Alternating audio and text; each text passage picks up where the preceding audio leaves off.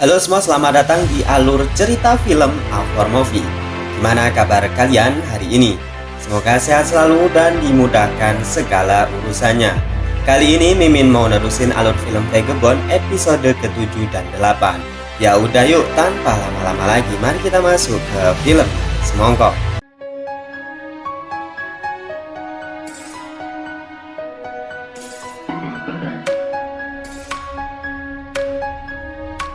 Film dibuka dengan memperlihatkan Menteri Pertahanan sedang melakukan konferensi pers tentang pembelian pesawat dari perusahaan John & Mark. Di lain sisi, para keluarga korban masih kekeh menuntut pemerintah untuk segera menguak dalang di balik ini semua. Di lain sisi, Presiden dan awak media sedang dikumpulkan membahas tentang opini masyarakat, dan ia harus memilih antara kepentingan masyarakat atau kepentingan negara.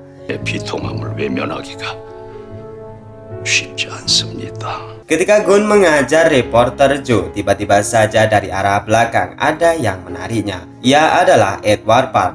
Di sini Gun meminta tolong untuk menyelidiki reporter Joe yang terkait kasus jatuhnya pesawat. Kemudian di rumah, Gun dan Kwang terlihat minum bersama setelah seharian capek demo dan orasi menuntut keadilan.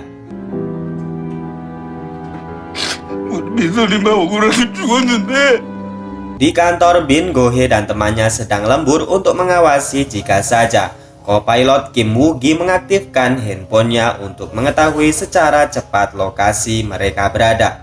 Go-hye nampak bingung dengan sikap Gun yang akhir-akhir ini agak aneh dengannya. Bahkan saat pagi hari ia mendatangi Gun di sana nampak cuek dan tidak menanggapinya. Oh Sang-mi diculik dan sekarang berada di tengah hutan. Orang-orang tersebut adalah pasukan tentara bayaran yang akan dijanjikan menjadi agen Bin oleh Min Jae-sik. Namun mereka tidak percaya dan inilah yang dilakukan pimpinan mereka ketika marah.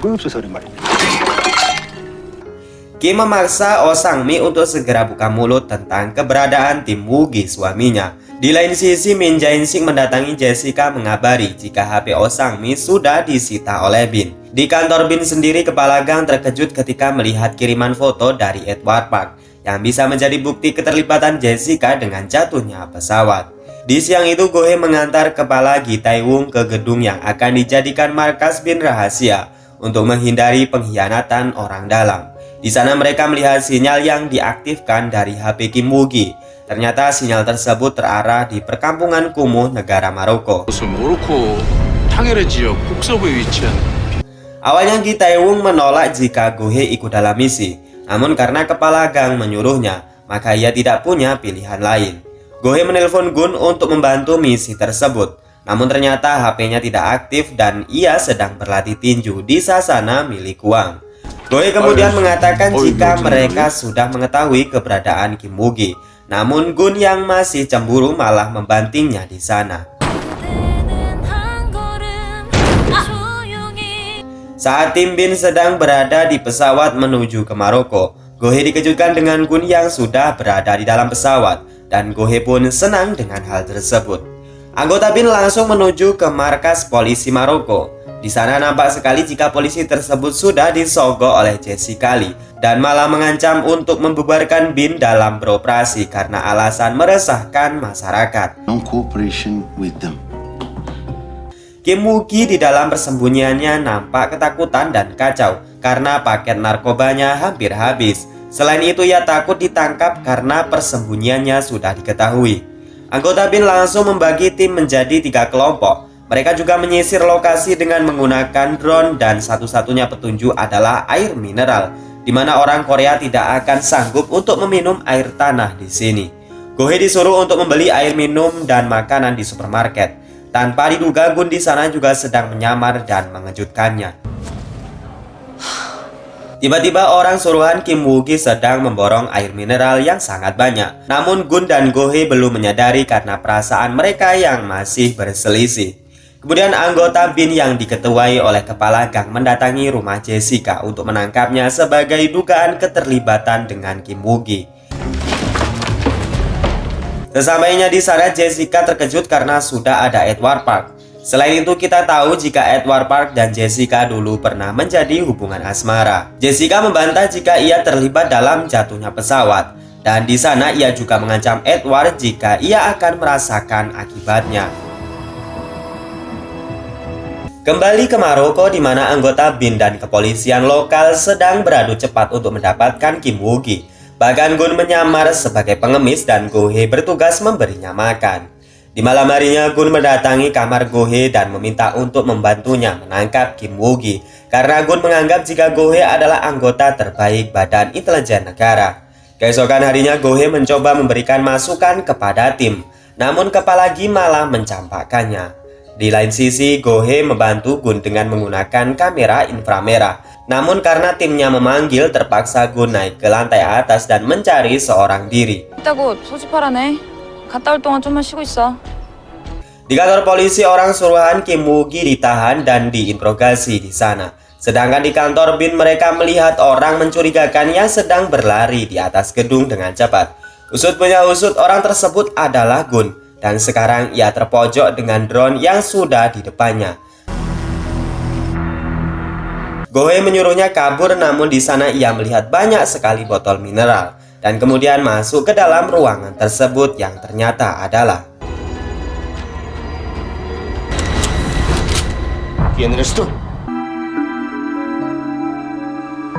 Film berlanjut ke episode ke-8. Di kantor BIN, Jessica diinterogasi oleh kepala gang. Di sana ia tetap mengatakan jika tidak kenal dengan namanya Kim Woo-gi. Namun kepala gang memiliki banyak bukti kedekatan Jessica dengan Kim Woo-gi. Anehnya Direktur An malah memanggil kepala gang dan menyuruhnya untuk membebaskan Jessica. Itu adalah perintah dari kantor kepresidenan dan kita semakin curiga jika otak semua ini adalah presiden itu sendiri. Kemudian di gedung tempat Kim Woo-gi bersembunyi, sudah banyak sekali polisi dan segera menuju ke atas lantai. Selain itu, Gun yang ditodong oleh Kim Woo-gi pun melakukan aksinya.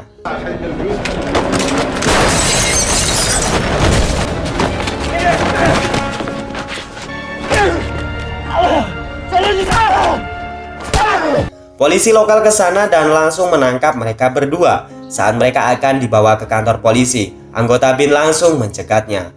Namun polisi yang sudah disuap oleh Jessica tidak mau memberikan Kim Woo-gi kepada anggota BIN. Go-hye diperintahkan menuju ke kantor polisi karena Gun dan Kim Woo-gi ditahan di sana. Mendengar hal itu, Go-hye nampak senang karena sang dewa perang berhasil melaksanakan tugasnya. Saat sampai di sana terlihat jika Kim Woo-gi dan Gun beda sel. Dan kocaknya lagi, Go-hye mengajak tos sebagai tanda keberhasilan telah menangkap Kim Woo-gi.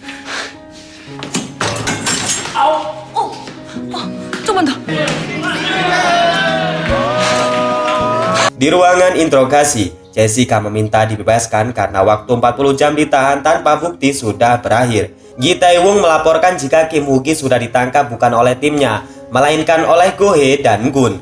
Kepala gang menganggap itu tidak bermasalah dan di sini nampak ketidaksenangan Kim Woo-gi atas keterlibatan Gun. Dan di lain sisi, Jessica yang hampir dilepaskan kembali ditahan karena berita jika Kim Woo-gi berhasil ditangkap. Pihak Jessica yang sekarang dipegang oleh asistennya yang bernama Kim diberi kabar jika Kim Woo-gi sudah ditangkap dan mengirim anak buahnya ke Maroko. Direktur An yang akan melaporkan hasil investigasi kepada sang presiden ditahan oleh sekretaris senior. Di sana ia mengatakan jika penangkapan Kim Woo-gi bukanlah hal yang baik untuk presiden. Di sana sekretaris senior menyuruh Direktur An untuk mengganti ketua gang sebagai ketua investigasi. Dan fakta yang mengejutkan adalah Min Jae-sik sedang berada di sana dan mereka berdualah otak di balik rencana ini. Sekretaris berencana untuk membunuh Kim Woo-gi secara rapi dan sunyi agar menghilangkan barang bukti sekaligus saksi dari kunci masalah ini. Namun pihak Jessica juga sudah mengirim Lily ke Maroko untuk membunuh Kim Woo-gi terlebih dahulu. Dan nampak di sana saat Lily bertemu ketua polisi, Kim Do-soo juga telah bekerja sama dengan Lily.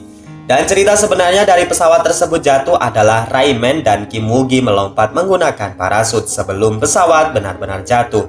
Gi Tae-woong kemudian menanyakan siapa yang telah memerintahkannya. Namun ia malah mengada-ngada dengan mengatakan jika yang menyuruhnya adalah Chal Dal-gun. Ia emosi dan mengancam sampai ia mengatakan jika yang bekerja dengannya adalah Rayman. Kim yang dari tadi mendapat tekanan nampak kejang-kejang karena tidak mengkonsumsi morfin lagi. Di sana kepala Gi Tae-woong berniat untuk menyuntikkan morfin ke lengannya agar ia tidak mati. Namun Gun mencegahnya dan mengancam Kim sampai ia membuka mulut tentang orang yang telah membayarnya.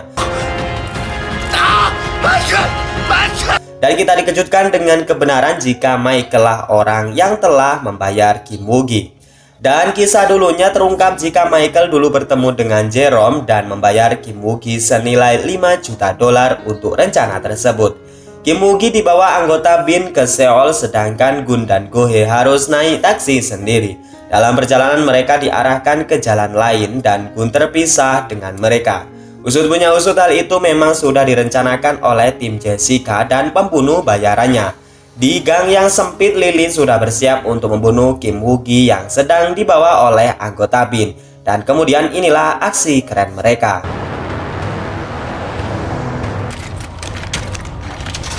Kim Woo-gi 순태는 내가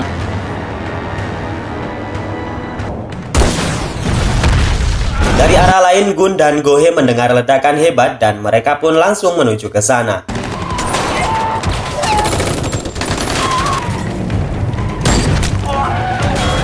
Anggota BIN kalah jumlah dan mulai terdesak. Kim Woo-gi sendiri berhasil ditembak oleh Lily di bagian kakinya.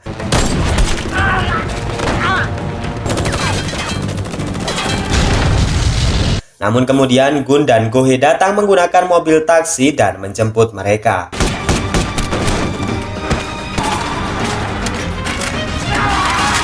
Di dalam mobil, Kim Woo-gi banyak mengeluarkan darah karena tertembak di bagian arterinya. Selain itu di kantor BIN darurat, tiba-tiba saja disatroni anggota BIN lain yang dipimpin Direktur An untuk mengambil alih tugas mereka. Tim Gun berhasil menyelamatkan Kim Woo-gi dan membawanya ke kantor kedutaan untuk dioperasi. Karena jika mereka ke rumah sakit sudah dapat dipastikan Lily dan yang lain akan membunuh Kim Woo-gi yang sekarang sedang mengawasi mereka dari luar. Kepala Gi Tae-woong kemudian melakukan panggilan video kepada dokter untuk memandu jalannya operasi yang akan mereka lakukan. Dan untungnya Kim Woo-gi dapat diselamatkan oleh mereka. Namun sialnya Kim Woo-gi kejang-kejang karena banyak kehabisan darah sebelum dioperasi dan harus segera mendapatkan transfusi darah. Gun yang memiliki golongan darah O kemudian meminta kepada Gi dan Go-hye untuk segera ditransfusikan. Dan film ini pun berlanjut ke episode ke-9.